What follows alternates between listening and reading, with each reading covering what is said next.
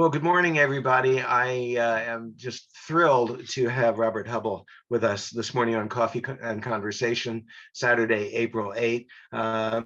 Sadly, Robert's not feeling very well, and he has been struggling all week, which he's mentioned in his column on Substack. And I'm just quite honored that Robert, you could join us for a little while this morning. Go as long as you're comfortable, and we'll pick it up amongst ourselves since then. Just for your information, the people of particular note I want to mention so far, Gary Hansen is a city councilman from the city of Eagan, which is the largest metropolitan area in our Senate district. And I want to note Simon Barnacle. Simon is a young lawyer here in town, but he works for some guy you might have heard of named Mark Elias.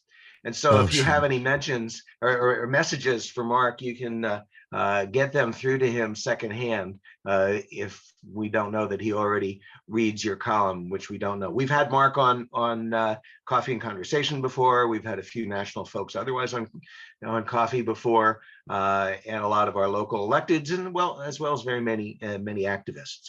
So if you wouldn't mind, tell us a little bit about you. Sure. The story, I think, is fairly widely known. I am a retired securities lawyer. I live in Los Angeles, father of three daughters, each of whom is married. I have three grandchildren. I retired during COVID.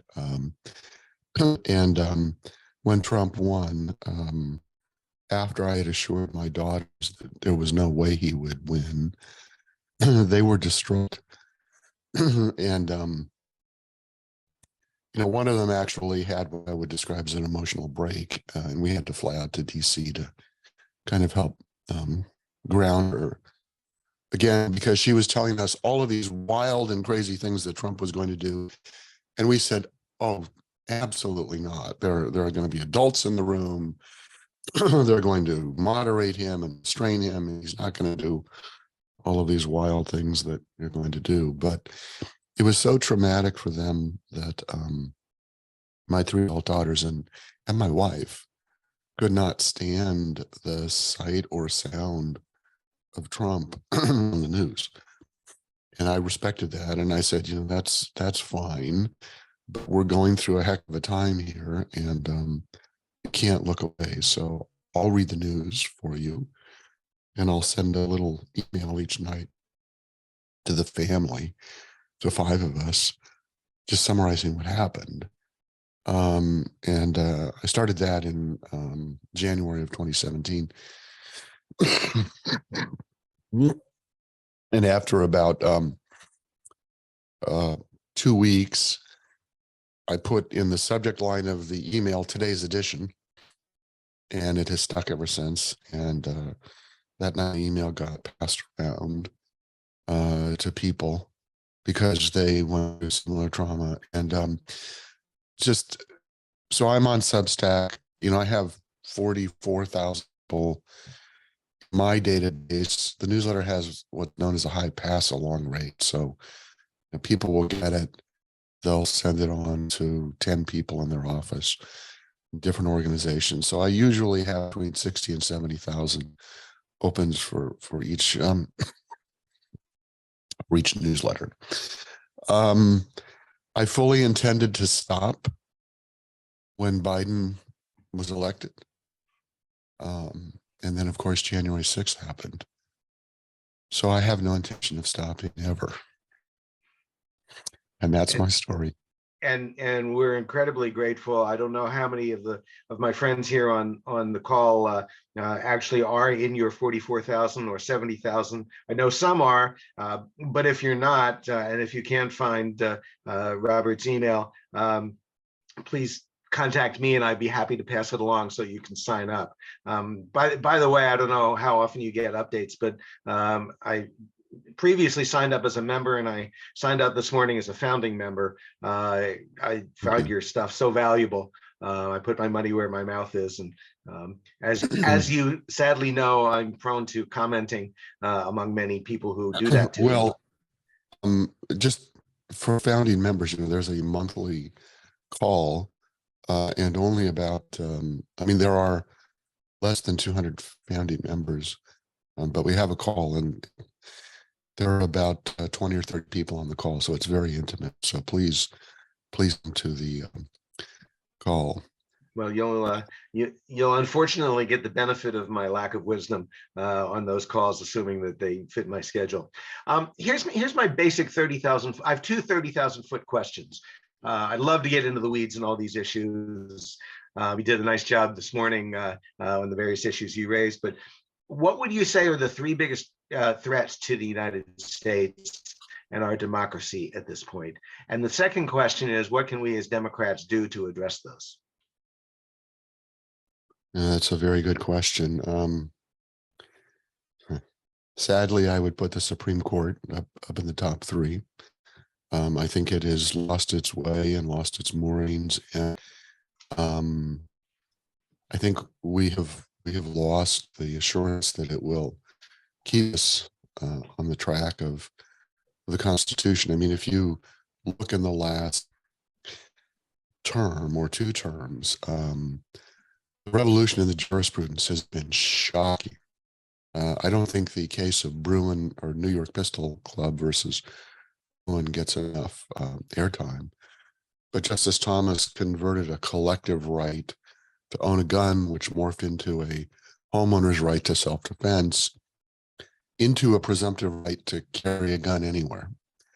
And that happened in no time. So there's that, of course. I think you can obviously tell from my writing. I think Dobbs is an insult to women everywhere. It diminishes them as citizens of the United States. So, and then I think that the way that our, I guess the second threat is frankly the way that our federal republic has been established with an electoral college, the people act in good faith. And that precept no longer applies, and Republicans have figured that out.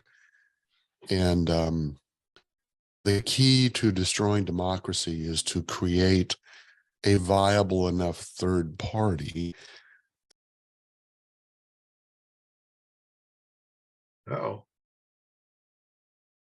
Did we lose him? We may have lost him. We may have lost him. His connection wasn't great. I was wondering whose it was. Yeah, it was his. Okay. Well, I'm sure Hopefully he will he'll come back. come back in momentarily. Hi, Jim Carlson. Glad you could join us this morning. Thank you. Sorry for being late. No problem. Lots of constituent issues, and I'm trying to figure one out right now, whether I have a meeting at 10 o'clock or 11 o'clock. So, Okay. Robert's back. Did you let him in? Lisa? I didn't see him come back. Oh, I see him on, his name is on the screen, but I don't see video, and I didn't see a request to Can you readmit. hear me now? We can hear you, yeah. I have my audio and video on. I'm having connectivity issues on my end this morning. So secondly, I think that the Republicans will manipulate the electoral college in a way that will effectively allow future presidential elections to be so-called contingent elections in the House, which will, of course, mean that all of the local gerrymandering that goes on will give Republicans an even more built-in natural advantage. And then third, I would add what Mark Elias is focused on, which is voter suppression. And if we can't have free and fair elections, hard to see how we can have a democracy. But let me just say where I am on all of these things. I think people get fed up. I think going to reverse this retrograde spasm of anti-democratic, racist, extremist agenda that is going on. I mean, you're seeing that in Kansas and Wisconsin and Colorado, everywhere where the people have been allowed to have their voices heard, we're winning. And sooner or later, we just have to win enough around the margins. We can flip some state delegations in Congress, and we don't have to worry about contingent elections. But right now, all they have to do is, really, frankly, is just have several Republican states refuse to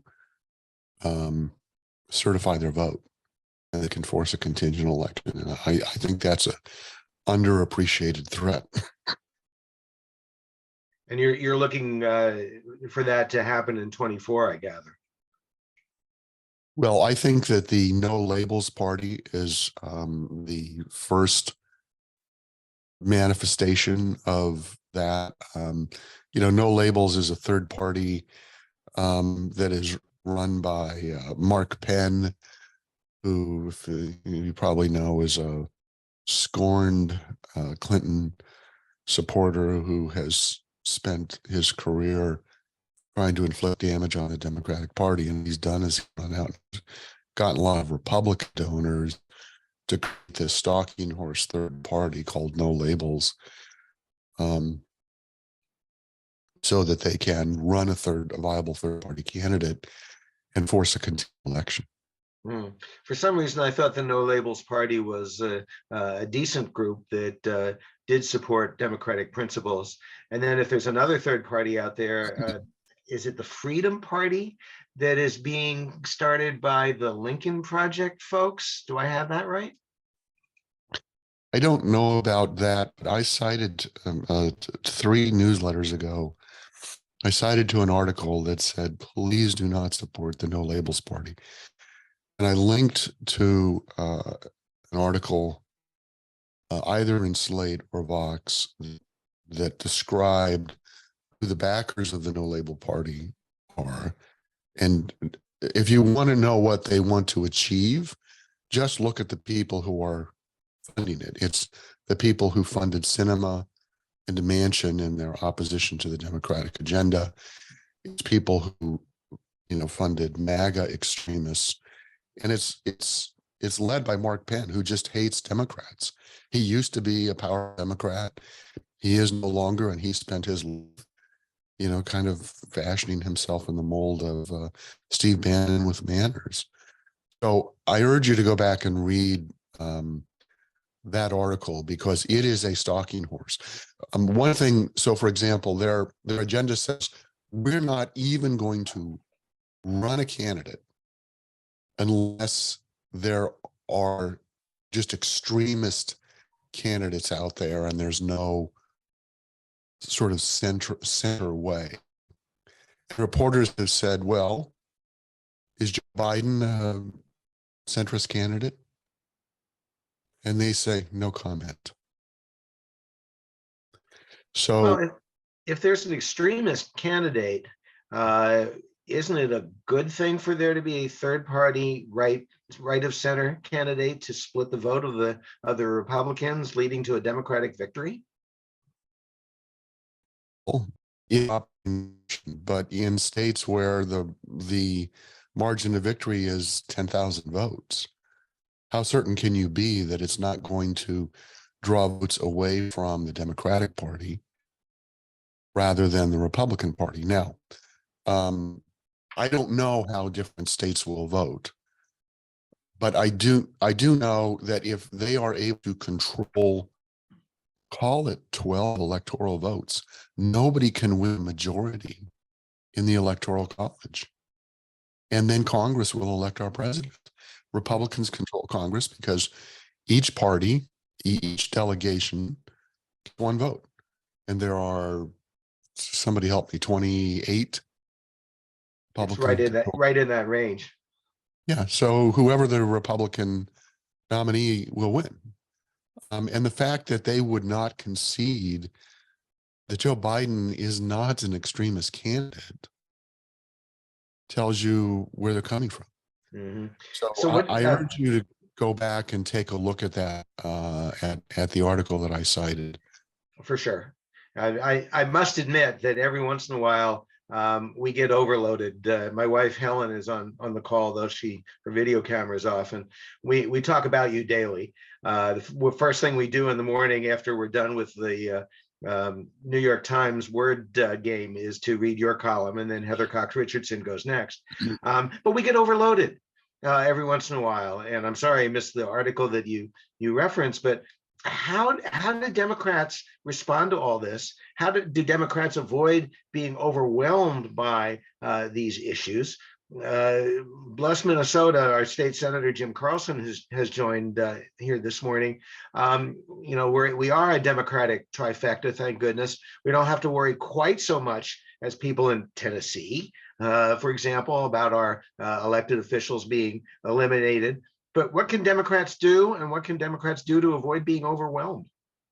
I think they have to be a national unity party for 4 to 8 years. I have tremendous respect for the progressive wing of the Democratic Party. I think they get a bad rap. I think they've been responsible adults in the room that have changed the party for the better. But, there's this internal tension between progressives pushing and thinking that, Biden isn't doing everything he promised. And that just demonstrably true. I'm sad to say I'm a huge fan of Joe Biden, but he's made 3 or 4 incredibly disappointing policy decisions in the last even week. I haven't even talked about the LGBTQ regulations regarding transgender athletes. Right. So I think we just have to put all of those differences aside and say, for this moment in history, when we are facing an opponent who is laser focused only on maintaining power, we cannot cleave people off over policy differences that will work out, over time. So I think we just effectively have to be a national unity party with Democrats and Democratic leaning independents. Yeah. I don't know if you caught the questions in the chat. Karen asks you to define extremist, and Cheryl wants to know what you think about ranked choice voting. Those two issues do sort of dovetail at some point in the way people vote and think and act. I think that ranked choice voting is a wonderful remedy to the natural dynamic in primaries to elect extreme candidates. So I'm fully in favor of it. It's effectively a primary system, which I think is a good thing for democracy. And anywhere that we've seen results, it has elected moderate candidates. To me, there are extremist candidates on the left. You Extremist said there are or are not? There are no extremist candidates on Okay. the left. I don't Right. care whether the agenda is to defund the police or, you pick a policy. The difference is that the politics of the left, however widely ranging it is devoted to achieving wins within the democratic structure. Not so on the right. They want to circumvent and defeat and frustrate the operation of democracy. And that's what I think is extremism. I mean, frankly, it's, they're insurrectionists. This whole notion of, well, we only recognize elections we win, and if you won, you cheated. And then if you won, we're not going to certify, the elections that you won. And I think it insinuates itself into the federal judiciary as well, with Judge Kaczmarek's ruling yesterday being a prime example. Sure. Senator Jim Carlson, Jim, you had a comment, and why don't you expand on it if you would, and let Robert reply. Jim? Yeah. Thanks. I just reacting to a couple of comments, and yes, I do think we need to worry. And one of the things I'm working on right now that maybe some of you who have been fans or on the copy list of the Common Cause saw an email that goes after me for an amendment to our, and actually it was to our omnibus bill for elections, which is part of the omnibus bill for state government elections, saying that I put an amendment in there that is a power grab for legislators and people, elected people, because then we get to pick the people who are on this task force to resolve the problems with ranked choice voting. That is absolutely false, and it's disturbing to me to no end. And if you would like to hear more, maybe 4-letter words on it, you can give me a couple personally, but this is absolutely wrong. I spent the entire weekend, last weekend, working on that amendment with people from the Secretary of State's office, with the party, with people who did not want to vote for RCV. And there are some of those people. And we felt that we got an agreement with all of those people, and we crafted our amendment, which removed a few of the things that Fair Vote wanted, but other people did not want. And we did amend the omnibus bill to match that. And of course, I'm the chair of the elections committee, so that bill was going to have my name on it as the chief author, and we used my name as the person that put that amendment in. And what the Common Cause letter said is to their supporters to tell their legislators to not support the ranked choice voting bill until the Carlson Amendment is removed. Now, we have 34 people, 34 senator votes. We need every one to get that through. And I have been dedicated to getting that through.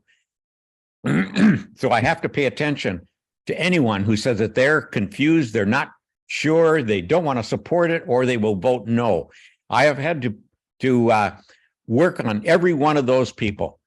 And right now, we thought we had it, but now if Common Cause sends out a letter like that, and it tells people to not support it, all we need is the loss of one senator vote, and it kills it for the year. So that's one of the things that I am working on right now. And I can tell you, anybody that believes that Common Cause letter, they are the person who sent it out. I won't use her name, but she does that quite a bit, sends bombs out and kills things because she makes those kinds of assessments. And she was not involved in that amendment, never asked to be involved in it, and did not come to the Senate to testify either for or against RCV. Jim, I don't know if you caught Karen Gallagher's comments in the chat, but she's saying that your description of what Common Cause was saying may not be entirely accurate. I mean, what do you think? Okay, well, what's not accurate about what I said? All right, Karen? Well, I think it was more concern about the whole idea of ranked choice voting was to be more democratic, have more grassroots people have a say in our democracy. And the way the bill was originally written did that. And then there were amendments that gave legislators and other people who already have power more say about who was on the committee. And so the concern was that once again, what started out as a great idea, which a lot of people support because it gives, again, more grassroots, more constituents saying what's going to happen, that it was taking some of that away. And to be honest, the person that you're talking about dropping bombs is a good friend of mine that I've worked with for years. And I don't ever think that that was her intent. Her intent is always about especially our marginalized communities totally represented in our democracy. And I think those voices are really, really important to hear, to include in conversations, and to reach out to. Okay, well, thank you for that perspective. But I've had trouble with that person before on ranked choice voting. They said that, oh yeah, we have to have the people elect their legislators, not the legislators elect their people. Yet she will not say who that is and how. What do? You go out to the street and pick up somebody that knows nothing about elections and has them. Okay, Jim, calm down. I've never seen you quite so exercised maybe we about should something. maybe we should take this off of this just because Yeah, I feel right. like we're not here to talk about this. We've got this great guest here today. Right. That person come and talk to me before they send out a bomb letter. Okay. Go and talk to Jean Massey. Jean Massey is supportive. She is the one that does Jim, down boy. Jim, okay. Hey, Ron, if you want to get this passed, you got to get 34 goddamn votes, and we don't have them. Okay. And anybody who wants to argue about that, bring me the 34 votes. Okay, we got it. Thanks, Jim. Robert, I'm interested in your perspective on local Democratic politics in Minnesota. It's like politics everywhere, right? Isn't it?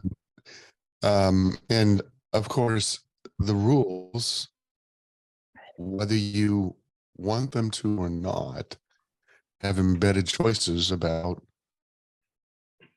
how we elect our representatives. It's unavoidable that you can do that. And without knowing anything about this controversy, I get that people who are, from a policy perspective, pushing the Democratic Party think that ranked choice voting is going to dilute their ability to elect progressives. I get it.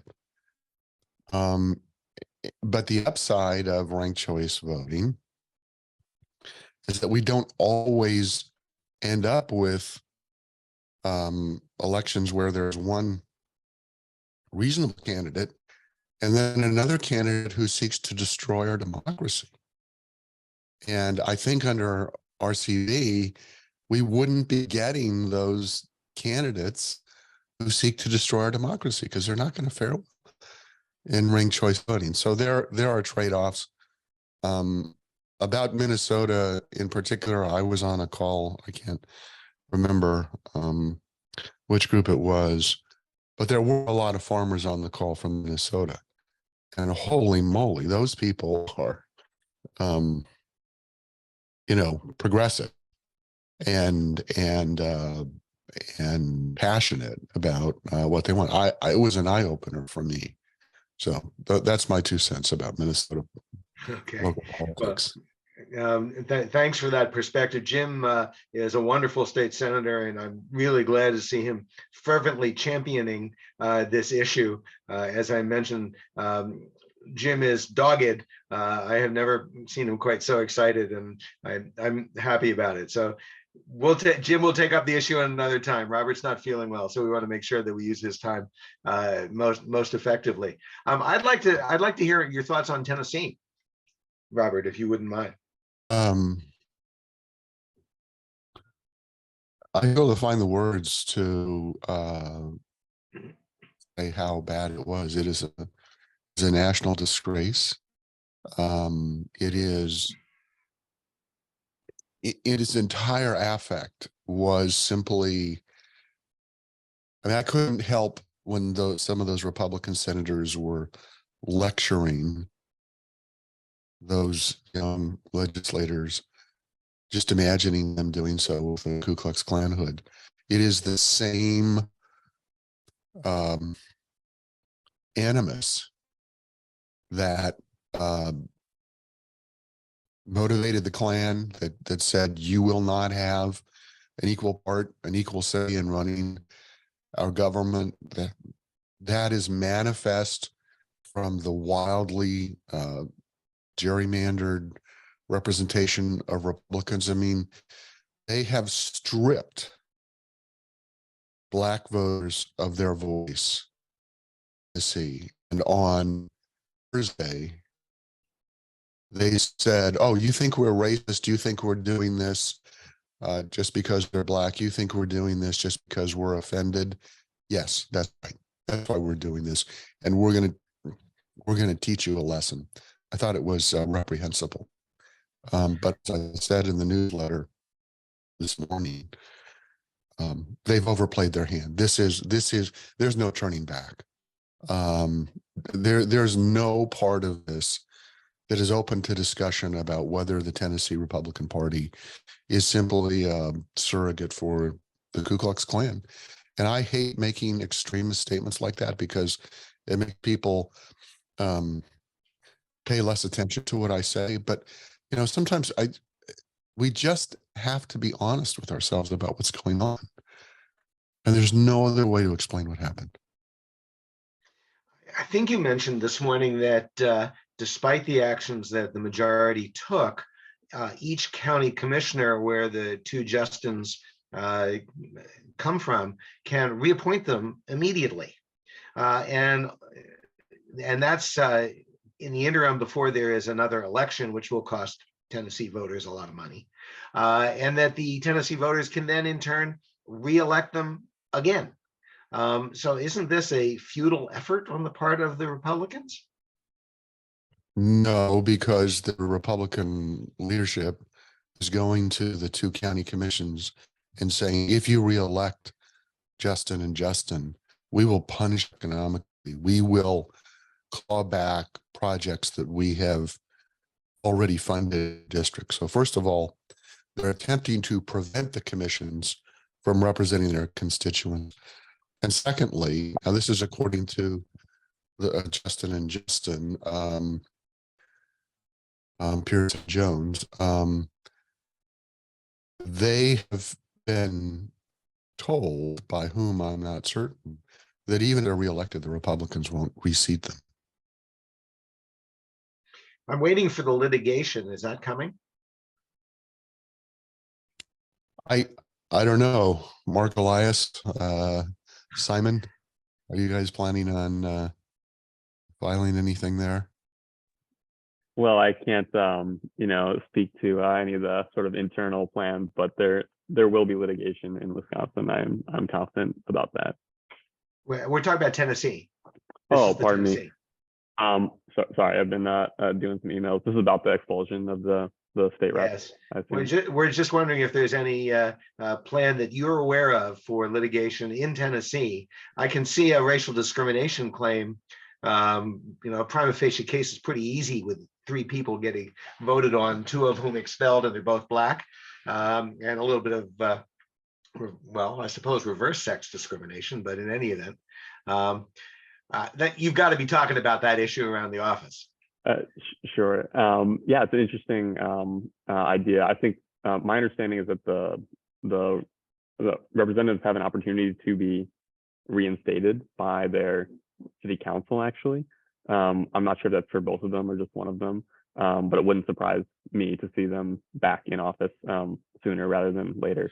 Well, right. And as Robert just said, the response from the Republicans will then be to refuse to seat them and to take economic action to weaponize the state budget, so to speak, against those counties. So it doesn't just end with reappointing them. Sure. And I think, if you look at the entire state of Tennessee and many of the, deep red states, you've seen not just in this action of removal, but just, in terms of gerrymandering the entire state and sort of enforcing minoritarian rule. Obviously Tennessee is a red state.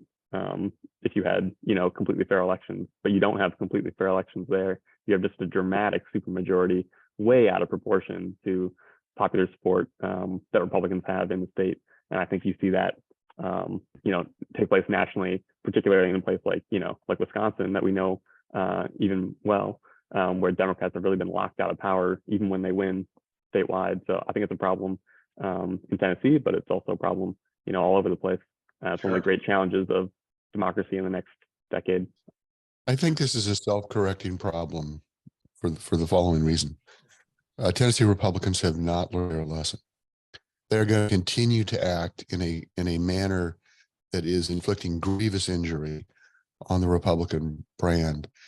And Justin Jones and Justin Pearson, I think I have the names right, are the new faces of a reinvigoration of the existing Democratic Party that has been struggling to speak to younger voters, to voters of color.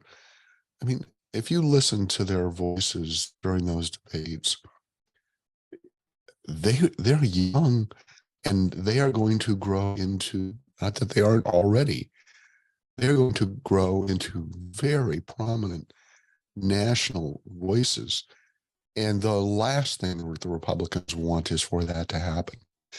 And I firmly, the Memphis Grizzlies are in the NBA playoffs, which of course every team is in the NBA playoffs. Even the Timberwolves. I cannot imagine that there will not be some boycott or protest by the NBA players that involve the Grizzlies. I can't imagine. I looked last night at the University of Tennessee football team. I can't say that they have every picture of every player up, but so far as I could see in my scan, the pictures I saw, there were 2 white players. Now, why would Black athletes go onto an athletic field to represent their state when they are being told you are less than, your voice doesn't matter?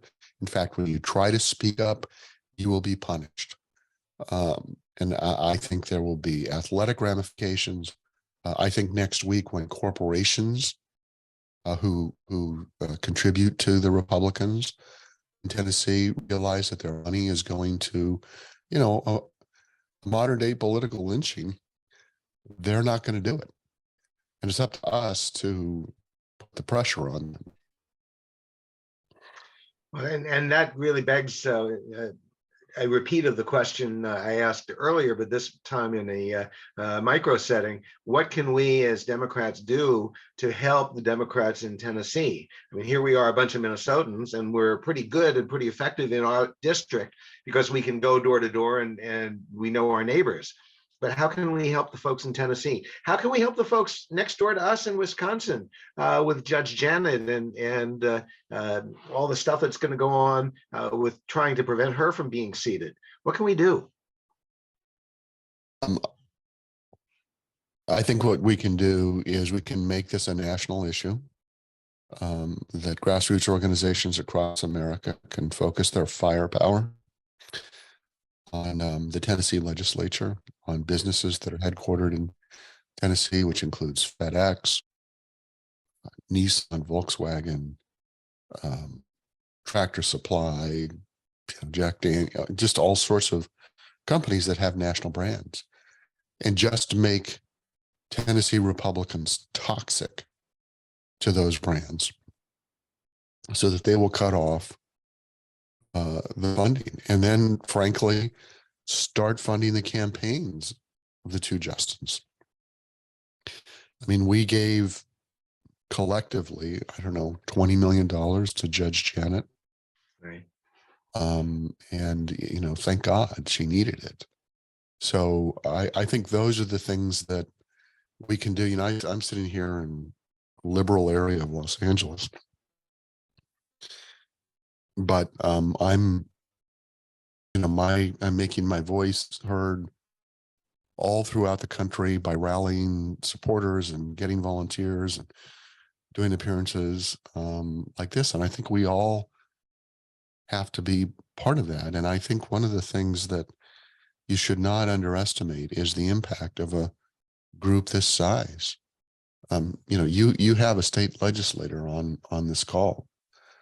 Good for you. When you as a group call someone in state government, they listen because you have the discipline and follow through and persistence to meet every Saturday. So people take you seriously and use that to nudge the battle lines in our favor. And, it's a long-term process and there will be defeats, but we're going to win in the end. I mean, anybody who thinks that we will not look back 20 years from now on what happened in Tennessee with deep shame as a nation has no perspective of what just happened. I so appreciate your optimism, and it's reflected regularly, if not daily, in your today's edition. Are you doing okay? Can you give us a couple more minutes? Yeah, let's say another 10 minutes or so. Okay. You know, happily, we have barely touched talking about Donald Trump. Yay for us. But I am interested in your thoughts on the indictment, whether this charge is likely to be successful or is, as some commentators say, overblown. What is the upcharge? How do you get from misdemeanor to felony? What have you heard about Atlanta? How come we haven't seen an indictment when it was supposedly imminent? And let's make this our last topic, and you can give us a few minutes, and then we'll send you back to bed with lots of tea and honey and water, and hope you feel better in a very short order. So let me give you my perspective. Alvin Bragg was not my favorite DA, and he is not my favorite DA now. But he should get no blame for having the courage to go first. He brought a set of claims that would have been made against any other American citizen on the same evidence. I think the upcharge is entirely supportable, and I base that on commentary by practitioners in New York who say that the theory of this catch and kill strategy, which was intended to affect the election, gets it up to the next level. But frankly, it's irrelevant whether these charges are sustained at trial or not. We needed something. We needed a stake in the sand.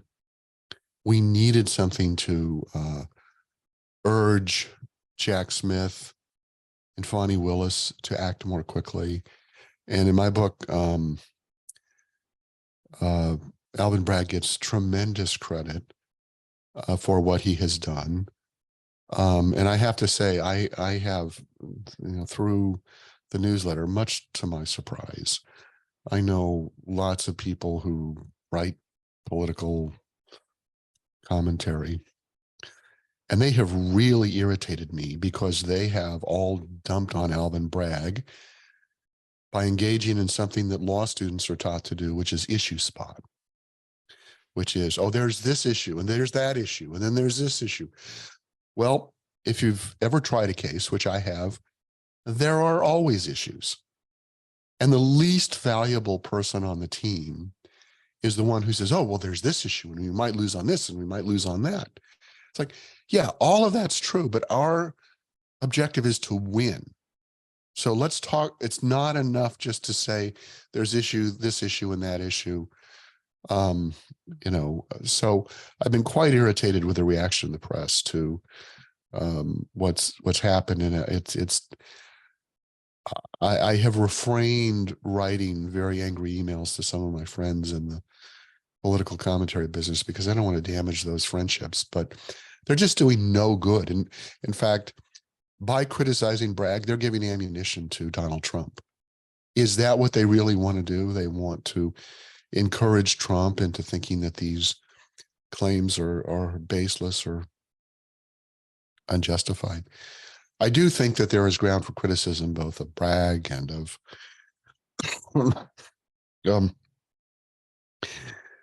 I think he took too long to bring these charges, but that doesn't distinguish him from Jack Smith or Fani Willis.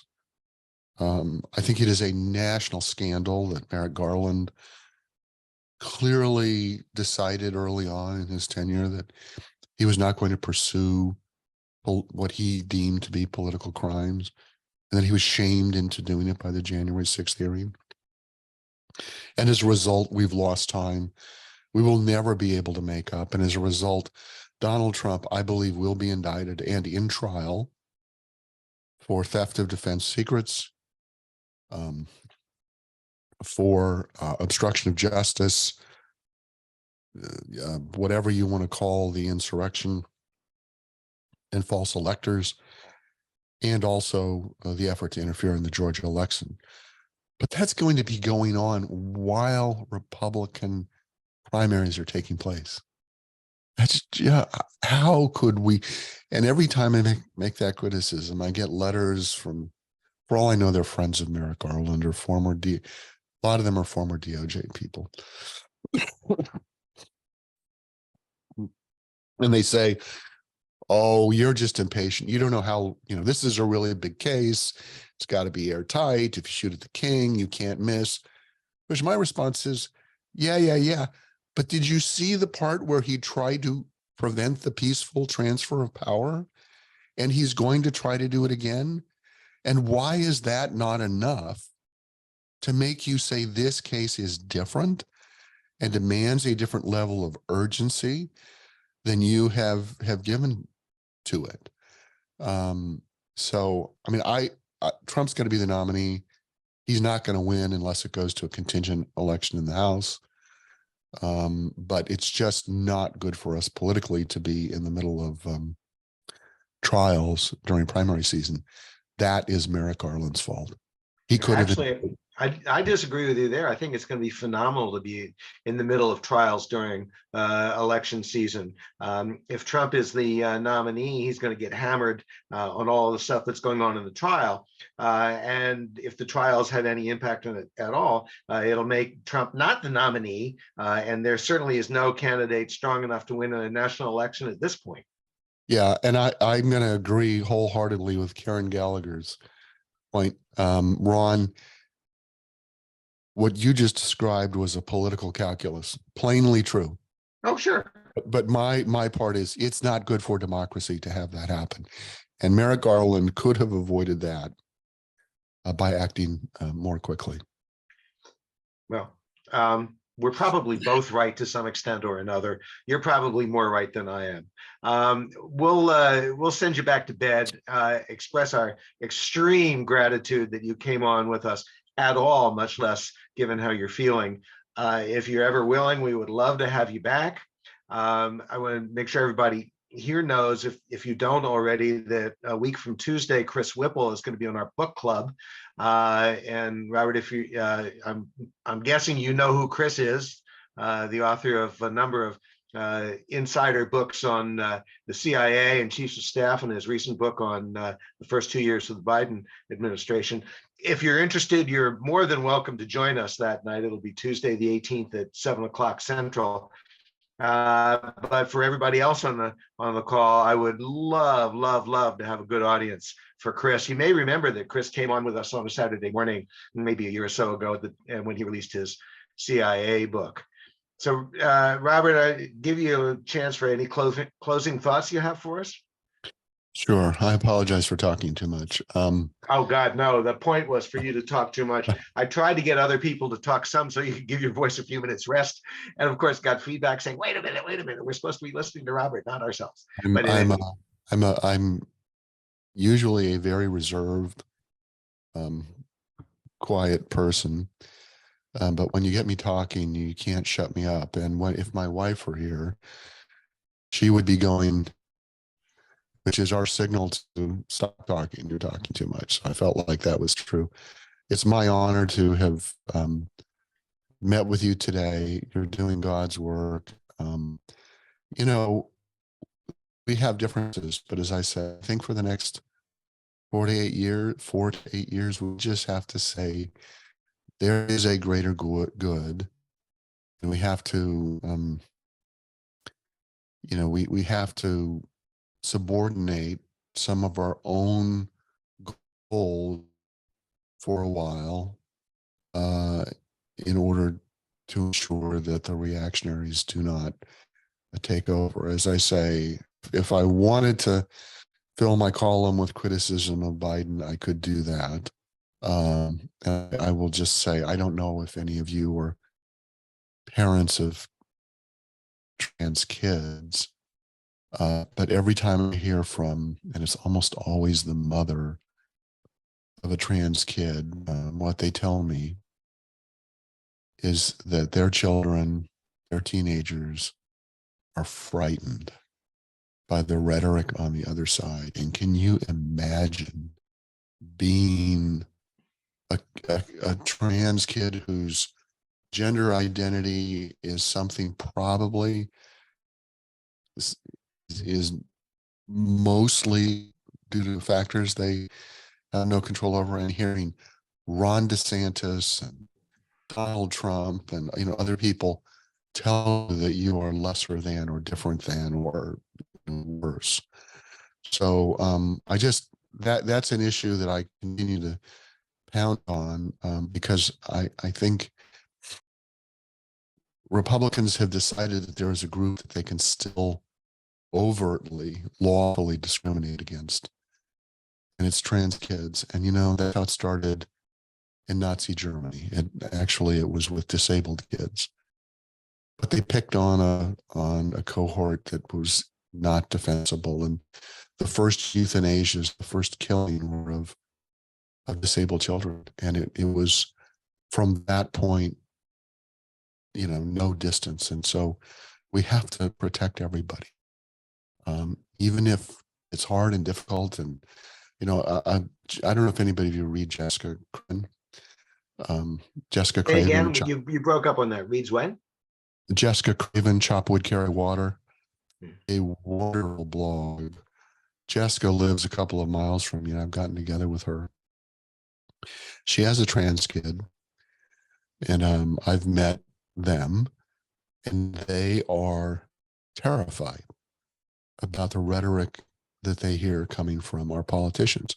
And, it's a new thing for Jessica. And she says she and her husband slip occasionally in using the right pronoun. And she doesn't really quite have the, she always, her quote, kid is almost 18 years old. So that's the best term that she can come up with at the moment for describing the parent-child relationship without assigning a sex. And so it's hard.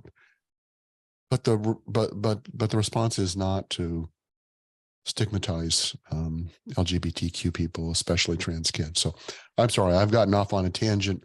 I wish all of you the best, and it's an honor to be able to talk with you. Thank you. And Robert, meet our district chair, DFL chair, Lisa Noah, who always makes an announcement or two at the end of our conversation here. Okay, I'll put myself on mute. Okay. Thank you so much, Robert, for being with us. Hope you're feeling better soon. We have things going on this week. We've got our outreach communications meeting on Monday night at 7 o'clock on Zoom. Everyone, all DFLers are welcome to attend that. And then I do want to mention that a week from Thursday is our central committee meeting. And it's also going to be our business conference where we'll be electing new officers. If anybody has an interest in screening with the nominating committee, they can send an email to Spencer Cross, and I put his email address in my email that went out this morning. So feel free to do that. And then we've got a new activity. It's a walking group. And T, why don't you talk about that and maybe clarify the location that you're going to meet. Hi, good morning, everyone. Thank you, Lisa. Sorry, I'm a little nasally. I ran this morning and my sinuses are not used to the weather outside. But we are excited. We're having our second walking group this coming Tuesday at Lebanon Hills. I sent Lisa the location, but I believe I gave her the wrong location. We are going to be meeting at the visitor center parking lot. And so we will meet there and then decide what trails we're going to walk on. I think we're going to meet about 4:15. And so I'm excited. If you are interested in walking with us, please feel free to join us. So that is going to be again this coming Tuesday at Lebanon Hills at 4 o'clock. Great. So thanks everybody for being here. Thank you, Ron, so much for organizing this and inviting Robert to join us. And it's a pleasure. I hope everybody has a great weekend. Yes, Robert, Lynn, is again, walking, not running. All right, Robert, again, thank you so much, and let's keep in touch. Bye all. Bye-bye. Bye-bye.